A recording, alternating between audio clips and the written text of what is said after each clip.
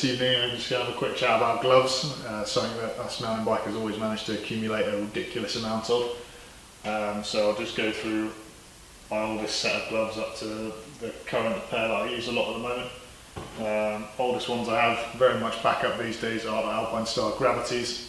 They've got a little bit of padding on them, not really loads of ventilation, so they're good for sort of, don't know, end of summer really when it starts to cool down a little bit. These are getting quite ratty though, getting some big holes in any of the perforations that are on the bottom of the hands there, and they're just quite baggy on my hands now as well. They don't really fit particularly tight, but like I say, they're very much backups.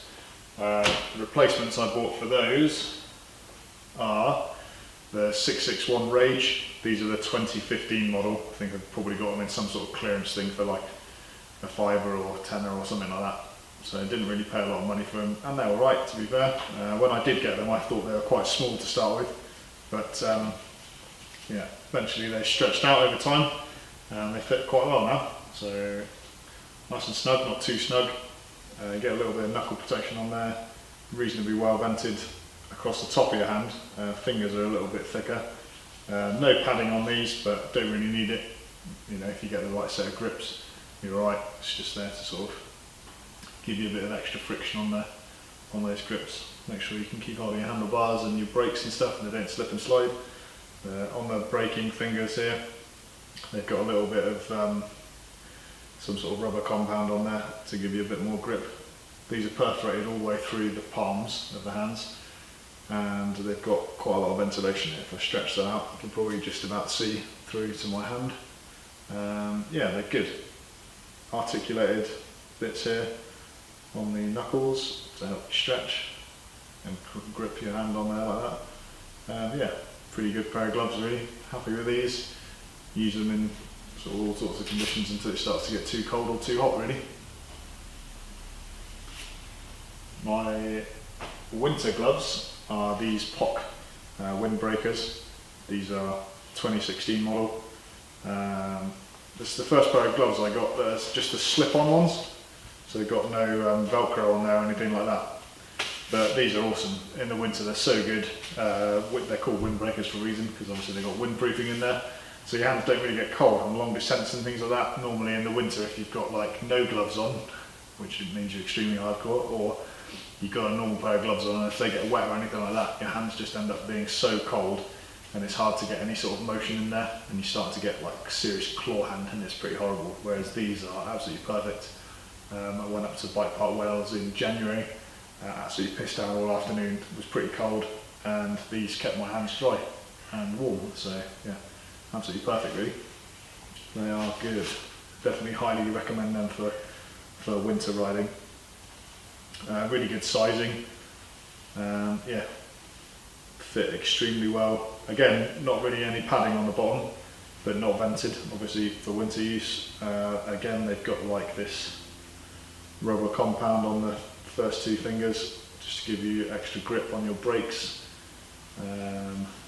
Yeah, thumb has got some extra stitching across it to help with the friction on your gear lever and dropper post and things like that. But yeah, nice solid glove, really happy with it. Incredibly well put together and built. Right, other gloves, what have we got? Got some Royal Racing Victory gloves. These are 2017 model, and they go with the rest of the Victory kit that I've got. Obviously in this lovely neon grey and blue colour, which is great. They're not the most incredibly built gloves, to be fair. I mean, they're really flimsy, mega lightweight. Serious perforations on the bottom here. You can see where I've worn them quite a few times. Starting to open up a lot already, so I try not to wear these too much. Apart from obviously if I'm racing, then you get to look super pro with all the same kit on. I have had a couple of bails, and where I've bailed, there's some serious holes starting to form in these gloves. So yeah, I mean, they don't really offer you much protection at all. It just sort of matches in with the kit really. Mega well vented, so okay for like when it's really hot, and they'd be absolutely no good when it starts to get cooler, or if it rained or anything like that. But yeah, I mean, they look cool, but that's about it. They're not really maybe the most functional glove. They do have a rubber compound on the index finger, which is starting to come off, and on the thumb as well, which again is starting to come off. you know, they're alright. Not the best. Probably wouldn't recommend going out and buying them straight away unless you've got a full kit, obviously, then it matches and looks cool. But that's about it really. And then newest gloves that I've acquired are the 7 IDP transition gloves, all black, so they get to look super stealth. These are cool actually. Like when I first got them, again, I thought they're mega small. These are a slip-on glove as well. But they've sort of stretched out a bit now, and they're really cool. Mega comfy, super lightweight, really good for summer riding. Like hands don't get too hot at all. Grip's really good. They've got a good rubber compound on there that doesn't seem to be going anywhere, with 7 IDP written on the index finger, and then their little number 7 logo on your thumb, which is really cool, and the whole logo written on your hand. Don't know how well you can see that at all, but yeah, just a really nice glove, to be fair. Real simple again, like just a perforated base for your hand. Nothing fancy at all about them, but yeah, they're really good. I really like these. Mega comfy and nice to ride in without your hands getting too hot, and they give you all the grip that you need. Oh yeah, and obviously these have got the you know, the little sweat wipe on there that you can use for either wiping sweat away, or they're good for cleaning off camera lenses and all sorts of stuff like that. Defogging goggles. I'm pretty sure all of the gloves have got those, apart from these winter ones with POC, but they've got something sort of similar on the stretchiest part of the glove here. So it's in a bit of an odd position because it's inside of your wrist really. So it's a bit more awkward than your thumb. But I suppose they're thinking as you're riding in the winter, if it's going to be wet and stuff, like your thumb might get grubby or something, I don't really know. But all the other gloves, even these race ones, have got a very basic like suede sort of stuff there, not particularly amazing. But yeah, all the other gloves are all on their thumbs. They've got them. So yeah, that's gloves. There's loads of different types out there, and for some reason just always end up acquiring way more than you need. When you think you're going up, you'll acquire another pair for free, and yeah, all this sort of stuff happens. But you can never have too many gloves, because if you like riding with gloves, it's annoying when you turn up and you've forgotten some. So I usually keep a spare pair in my pack whenever I go around. Then if I was to turn up at a trailhead and I don't have gloves, I know I can always look in my pack and I'll have a set in there.